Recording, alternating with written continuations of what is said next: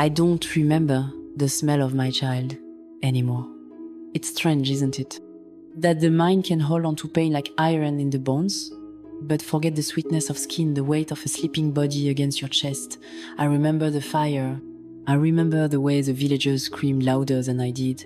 I remember how the sky didn't cry at night, how the stars watched, cold and silver, like judgment. But his scent? Gone. Burned away, maybe?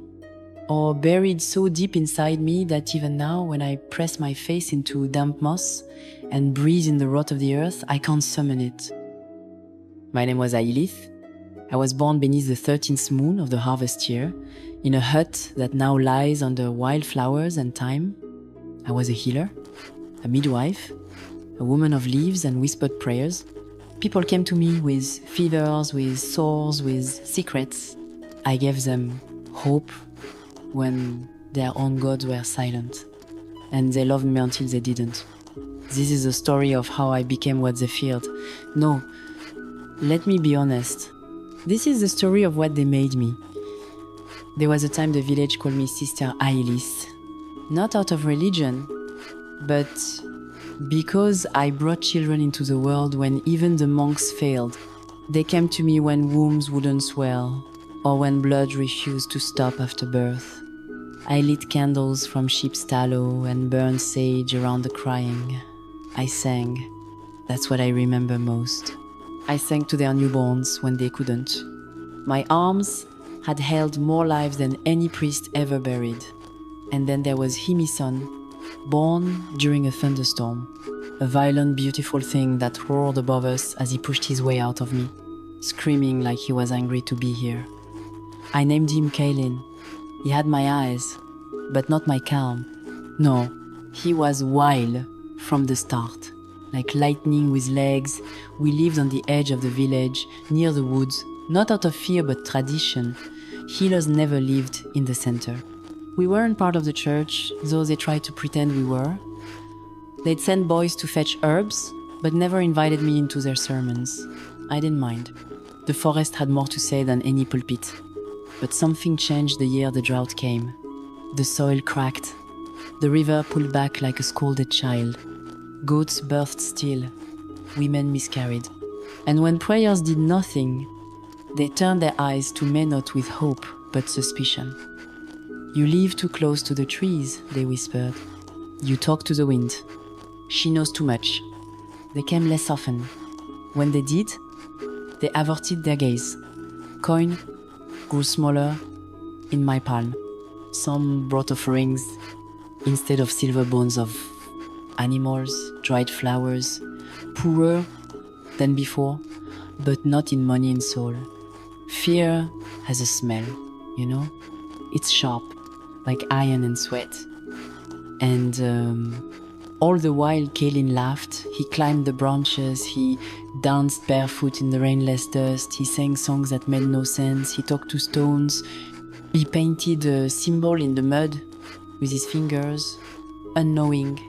I should have seen it coming. I should have known that joy was not welcome in a village starving for someone to blame. The first sign came with a dog. Old Branner's hound, a mangy thing blind in one eye, wandered into our yard and lay down on our doorstep. He didn't move for 3 days. Caelin fed it bits of bread and whispered to it like it was his own brother. On the third night, the dog died. Not of hunger, not of wounds. It just stopped. The next morning, someone carved the word witch into our door. I scrubbed it with salt and ash. But the wood never forgot. I didn't tell Caelin what it meant. He asked why I cried when the dog died, and I told him it was because the forest would miss him. But I knew the eyes on us had shifted. What once looked to me for healing now watched for heresy. They started speaking softer when I walked past. The baker refused my coin. Children no longer came to my door with scraped knees and stomach aches. Then, one night, Caelin vanished. There was no warning, no scream. Just the cold breath of morning and the emptiness of his bed. I ran out into the trees, barefoot, half-dressed. I screamed his name until my throat bled. I tore open bramble and root and bark. In the clearing, I found a scrap of his tunic coat on a branch, damp with dew and something darker, blood. Not enough to say he died, just enough to say he was taken. I searched until the sun died. I returned home with hands like claws and knees like bruised fruit. On the step of my hut was a small bundle wrapped in cloth. Inside it, a handful of bones, too small to be animal, and a note written in charcoal. Let this be the end of it. I didn't scream, I didn't cry. I sat on the floor and I burned the bones, not out of hatred, but because I could not bear to bury what might not even be his. That night, I opened every jar I owned. I crushed herbs that weren't meant to be crushed. I whispered names I wasn't supposed to know. And still nothing. No vision, no sign, no child, only silence. On the third night, the forest called me. Not with words, but with pressure. The kind that wraps around your chest and pulls. I followed it, no lantern, no shoes, just my feet and grief and dirt under fingernails that would never be clean again. The trees opened for me, literally. I don't expect you to believe that. But the path I knew twisted like a snake and revealed a part of the woods I'd never seen, or perhaps never allowed myself to see. The air was different there, thicker. It tasted like blood and honey. I walked until I reached a pool of water, so still it reflected the moon without a ripple. I knelt and I spoke his name into the surface. Nothing. Then I said mine. The water rippled, not from when there was none. It pulsed outward, like a heartbeat, and something answered. A voice, but not a voice. More like a thought inside my teeth. What will you give? I didn't hesitate. Anything. The water darkened. Bubbles rose from below. Shapes formed faces, limbs, things that should not be. And then the voice again, then give us your name. And I did. I gave up Ailis like a breath, and in its place came something else. Something not of language, not of this earth. It settled in my chest like coal, cold at first, then fire. When I opened my eyes, I was no longer kneeling. I was standing, and the pool was gone. In its place, a path, lit by fungi and bone. It led back home, or what remained of it. I returned to the village 2 days later. They didn't recognize me. Not because I was cloaked in shadows or floated or spoke in tongues, but because I was calm and they expected fury. I smiled when I passed them. They flinched. I brought honey to the baker. He refused to take it.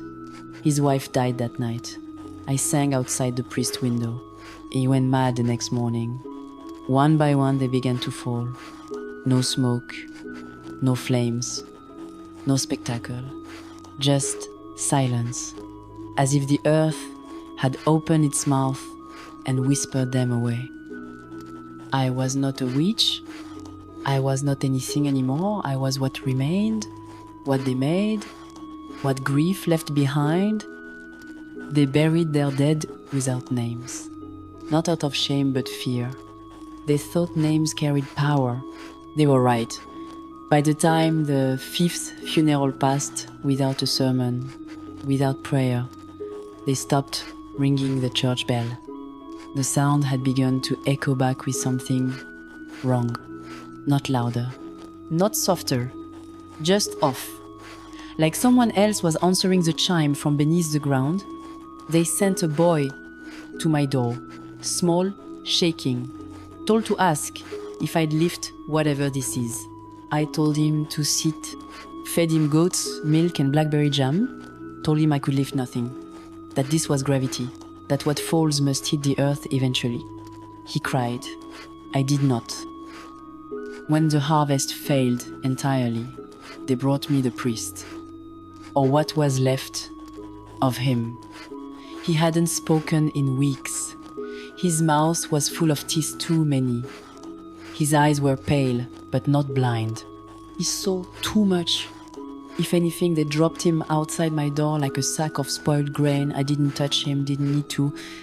He whispered something when the wind rose. We buried the wrong child. I never found out what he meant. He died that night, not with a scream, with a sigh, like relief. Rumors began, of course, that I'd summoned something, that I was no longer human, that I bathed in ash and bled shadows. None of it was true, but none of it was wrong either. I began to forget the sound of Caelin's voice. That scared me more than the rot in their wells, more than the crows nesting in the steeple, more than the sleepwalking children. Grief doesn't rot, it mutates. It grows fangs. I stopped singing. That was when they came for me. It was not a mob. There were no torches. Only quiet men, silent women, afraid of their own footsteps. They did not speak when they entered my home. They tied my hands with vine, not rope vine. It was an old superstition, that witches couldn't break what lived. They were wrong, but I let them, not out of surrender. Out of curiosity, I wanted to see where this would go. I wanted to know how deep the hole really was.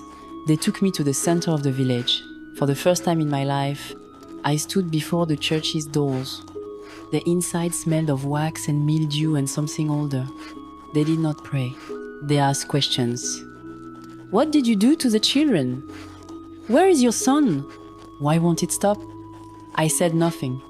Not because I refused, because they would not understand the answers. They wanted something to burn. And I was dry enough. The pyre was built by morning. They did not tie me to the stake. I stood on my own. They circled me like vultures around a lion they hoped was dying. One of them, I think it was the miller, held a torch. He hesitated. I stepped forward and I whispered, "You think this ends with fire?" He dropped the torch anyway. Flames rose. So did the wind. The fire did not touch me first. It touched the wood, then the air, then their eyes. One by one, they dropped to their knees, not in prayer, but in agony. Not burned broken, bent from the inside out. I did not scream. The fire did not take me. It saw me, and it stepped aside. When the smoke cleared, I was gone. So was the church, so was the village. All that remained was ash and a cradle. Empty? They said the forest took me. They said the wind changed direction after that day. They say nothing grows where I last stood. They say a lot of things. They don't say my name because they gave it away and I took something better. Time is not the same in the forest. I do not measure it in days or seasons. I measure it in dreams. I measure it in how often I forget his voice, how rarely I remember mine. After the burning, I walked. I did not eat. I did not sleep. I walked until my feet bled, and then I walked more. The trees did not whisper. They listened. I spoke to them in silence, and they gave me nothing but space. It was all I needed. Eventually, I reached the hollow, a place beneath roots and rock, where nothing grows but memory. I made my home there. Not with stone or timber, with shadow, with moss, with bones that asked to be remembered. I did not build a house, I shaped a wound. Sometimes I hear the river, but I never go near it. They say spirits can cross running water. I don't know if that's true. I only know that my reflection is not mine anymore. People still come. Not many, but enough. They don't come for healing, they come for answers. They ask if I can bring back a lost lover, a dead pet, a memory. I tell them the same thing. Grief is not a debt, it's an inheritance. Most live with tears. Some live with laughter. A few never leave at all. One girl left her name behind. I keep it in a jar. It hums at night. I never try to bring Caelin back. Not because I didn't want to, but because I don't know what I'd be bringing him back to. He died in a world that feared love, feared joy, feared me. What kind of mother would I be to place him in that again? Even if I had the power, even if I could scrape him from the bone dust of time, I would not use it. Some things are meant to stay broken. Because when you glue them together, they don't sing anymore. They only echo. But I still dream of him. Not as he was, but as he might have been. Older, wiser, stronger than me. In the dream, he walks beside me, silent, but not cold, watching. Sometimes I think the forest gave him back in a different form. A spirit, maybe, or a tree that bends when I pass, a crow that lingers too long on the windowsill, a gust of wind that smells like blackberries. The villagers are long gone now. The earth took them back, or something else did, but the land remembers. The air is still thick with their fear. You can taste it in the mushrooms. Hear it in the way fire crackles too sharply. Even now, travelers speak of this place in hushed tones. They call it the Widow's Hollow. They say, a woman lives here who does not age, who knows your name before you speak it, who can give you peace, but only if you first give her your pain. They call me witch, sorceress, spirit, monster. I call myself the same thing I always was, a mother, a healer, a wound. And I wait, not for revenge, not even for justice. I wait for the sound of a small boy's laugh in the trees. I wait to remember his smell. I wait for the wind to say something other than my name. There are paths no map dares to mark. Not because they're forgotten, but because something remembers them too well. The path to my hollow is one of those. You don't find it. It finds you. Only those who carry grief deep enough to taste it in their teeth ever make it here. And even then, not all of them leave. They bring me things, locks of hair, finger bones, letters never sent. They place them at the edge of the glade and wait. Sometimes I appear, sometimes I don't. I'm not a servant. I'm not salvation. I'm what grows when hope dies and is buried without blessing. A boy once brought me a stone, carved with a name that wasn't his. He asked if he could forget her. I said yes. But that forgetting cost more than memory. He said he didn't care.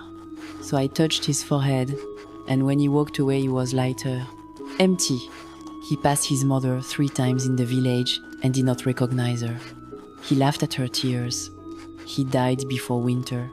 The villagers blamed me, of course. But I did not curse him. I only gave him what he asked for. Be careful what you surrender. Grief is pain, yes, but it is also proof. Proof that something mattered. Proof that you loved. And when you cut that part out, what's left isn't healing, it's rot. Sometimes late at night, I speak to the roots beneath me. They don't answer. They don't need to. They carry my words deeper than air ever could. When it rains, I hum. When the moon is new, I whisper his name into the ash of my fire. The fire always listens.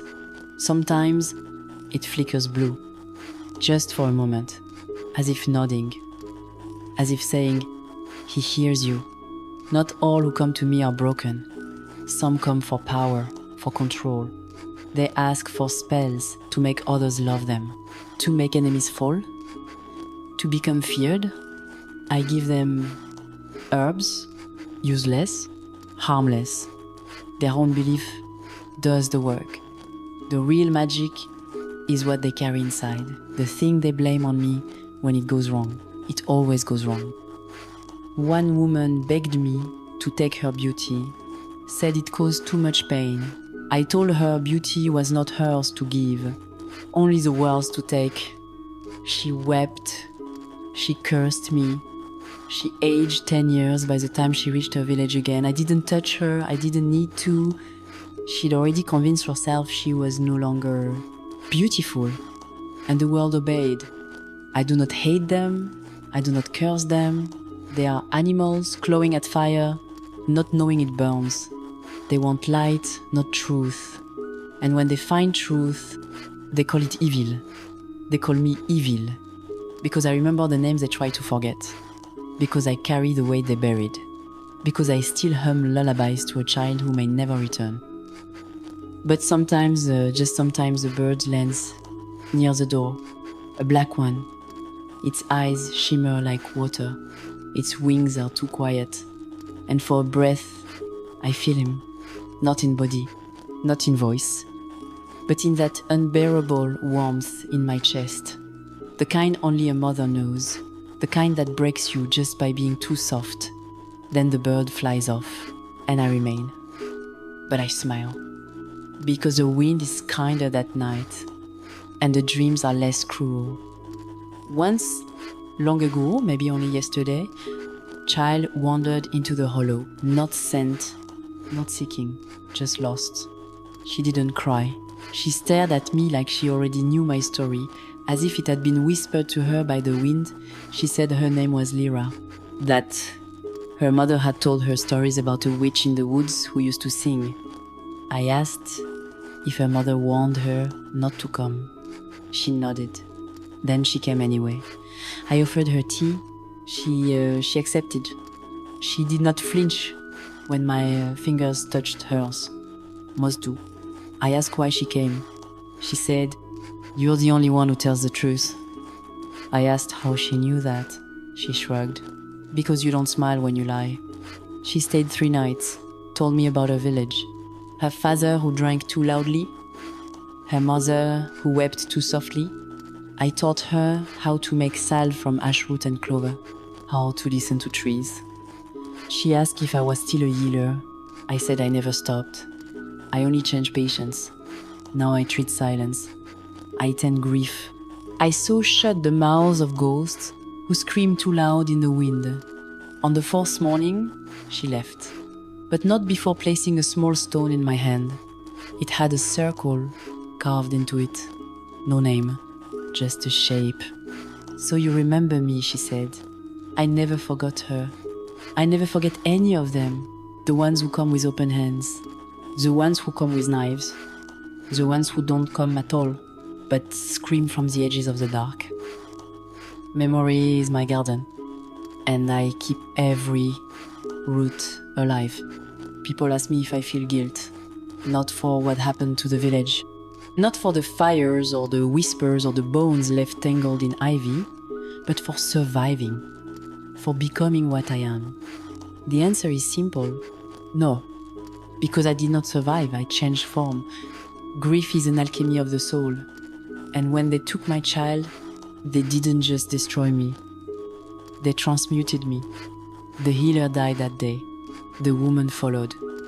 What remained is this: a thing with skin and voice, but no name that can be spoken twice. A being shaped from scream and lullaby in equal measure. I do not haunt this forest. This forest haunts me. Each branch carries a version of me I buried. Each root cradles a memory I could not throw into fire. They are my bones now, and I walk within myself. There are nights I lie beside the moss and feel it breathe. Not wind, not beast, but the forest's own lungs expanding around me. It does not judge. It does not forgive. It simply is. And in that, it is kinder than any god I've ever known. Sometimes I dream of fire again. Not the pyre, not the smoke, but the warmth of a hearth. A small one, with a child curled beside it. His hand in mine, his breast soft against my arm. In the dream, we don't speak, we don't need to. He knows, and I know he knows. And when I wake, there is ash on my skin and the scent of blackberry. There was a man once, long after the fire, long after the world forgot my name. He came not with fear, but with pity. He called himself a scholar, said he studied old beliefs, old magic, old women with stories etched in their eyes. He wore soft boots that never touched mud. He carried ink, but no blade. He smiled too easily. I let him sit across from me. He asked questions. He wanted to know what the villagers had done, what I had done in return, how much of the legend was true. I told him none of it, and all of it, because truth isn't in the facts, it's in the blood, in the breath between words, in the silence that grows like mold on memory. He stayed longer than most. Nights turned colder. His hands shook when he held his pen.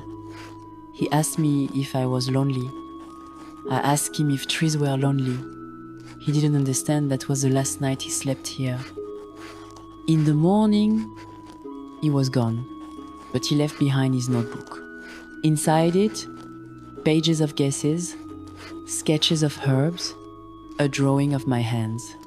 Not my face, just my hands. He wrote, "She carries weight in her fingers, like they remember every life they touched."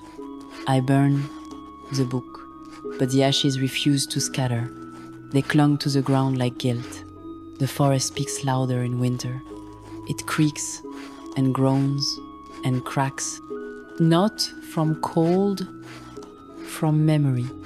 Each sound is a voice, warped and aged. Some call for forgiveness, some for vengeance, some simply call. I listen. I always listen. That's what I was made for. Not to punish, to remember. A woman came once, pregnant and desperate. She had been cast out. Too young, too poor, too tainted. She begged me to take the child when it came. I told her I would do what was needed. She screamed in labor for 3 days. On the third, it rained for the first time in months. When the baby came, he did not cry. He opened his eyes and looked directly at me and smiled. Not gasping, not searching, just smiling, like he had returned, like he had always been mine. She died an hour later. I buried her beneath the hawthorn, wrapped her in linen and lullaby. I held the boy for 7 days, waiting, watching. On the 8th, he was gone. No sign of struggle, no footprints, only a single blackberry on the floor, still warm, still whole. I did not cry. I lit a candle and I whispered, "Thank you for letting me see him again." I don't know who I was speaking to, but something heard me. The flame flared blue and did not go out for a week. Sometimes I think the world is a circle, not a straight line, not a path with beginning and end, just a ring, where everything we lose returns, but never in the way we expect. I am not waiting for my son to come back in the shape I knew. I am waiting for the moment the circle closes, when all stories fold into one, and I am no longer the monster at the edge of the tale, but the mother in the middle. The healer beneath the witch, the wound beneath the legend. There are nights when the veil grows thin, when wind slips through the trees, not as sound, but as presence. That's when I hear him most. Not clearly, not like before, but enough. A breath against my ear. A footstep on moss that doesn't sink. A laugh in the branches too small, too sudden, too real to be imagined. It never lasts, but it always returns. Some say the dead pass on. Some say they linger, but I know better. Grief reshapes the world. It builds echo chambers from places we once touched. It seeds memory in soil. It calls back what we are not ready to lose. Not resurrection, just repetition, like waves, like dreams. One autumn, a girl arrived wearing iron around her neck, a charm, a shield. She said she'd heard of me, said she wanted to learn. I told her this wasn't a craft, it was a consequence. She didn't understand. She thought power could be learned from books, from spells, from secrets. But real power, the kind they whispered about in fear, comes from loss. From giving up something you would kill to keep. From burning so deeply the ash grows roots. She asked what I gave up. I said everything. She asked if it was worth it. I told her it wasn't a choice. She returned in spring, different, quieter, hollow-eyed. She'd buried someone. She didn't say who. She didn't need to. Grief recognizes itself. She stayed in the forest, didn't ask for guidance.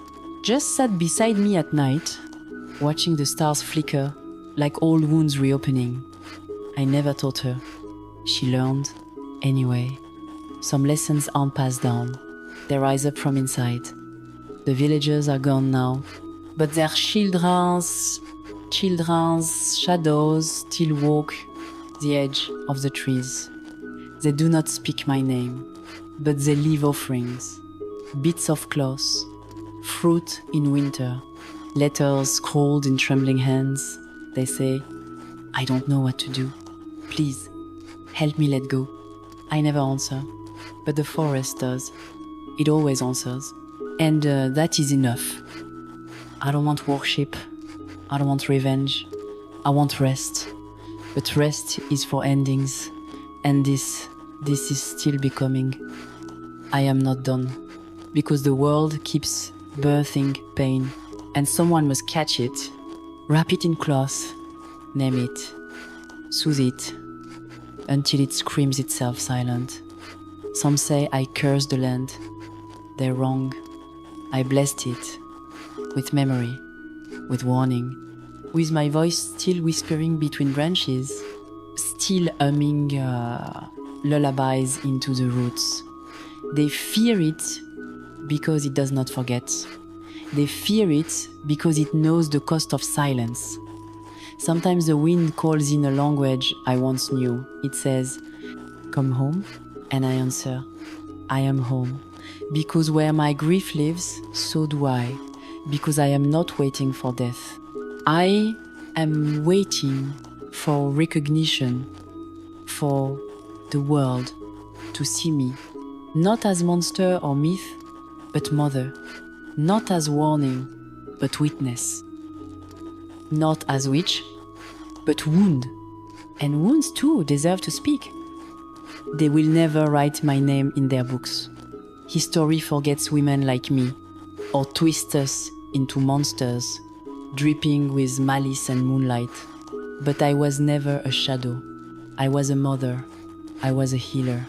I was a woman who lost everything and became something else only because the world left no other path. So no, they will not remember me as I was. But the trees do. The wind does. The bones beneath the village remember. They do not speak, but they listen. And in that listening, I live. Sometimes I wonder what I'd say to Caelin now. If he appeared in the clearing, barefoot and smiling, eyes full of mischief, would I fall to my knees? Would I be angry? Would I ask why he didn't come sooner? Or would I simply hold him and say, I never stopped waiting. I never stopped singing. I never let go. But I know the truth. He won't come back. Not in the way I want. He is part of this place now. Threaded into bark, sewn into stars. He is the blackbird's wing, the hollow's breath, the silence between my heartbeats. He is not gone. He is everywhere. You've listened this far. So I will tell you something true. Magic is not in words, not in potions, not even in curses. Magic is in grief. It is the most ancient force in the world, older than fire, stronger than gods, because it does not ask, it takes, it molds, it redefines. It turns mothers into myths, into ghosts, into stories whispered in fear. It turned me into this. And yet, despite everything, I wouldn't do it all.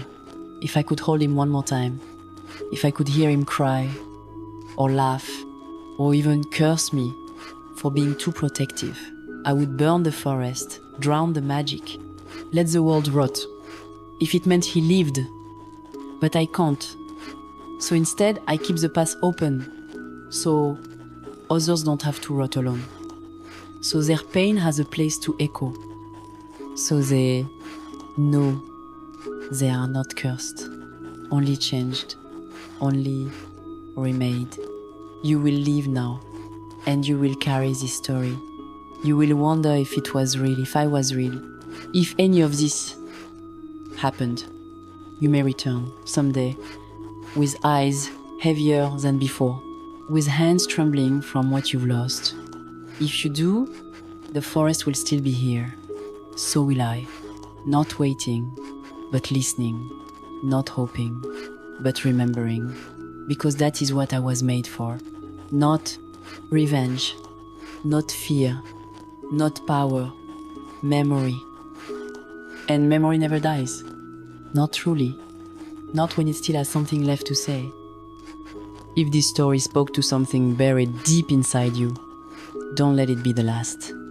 More tales from the forgotten, the feared, and the forsaken await. Subscribe to the channel and keep the fire burning.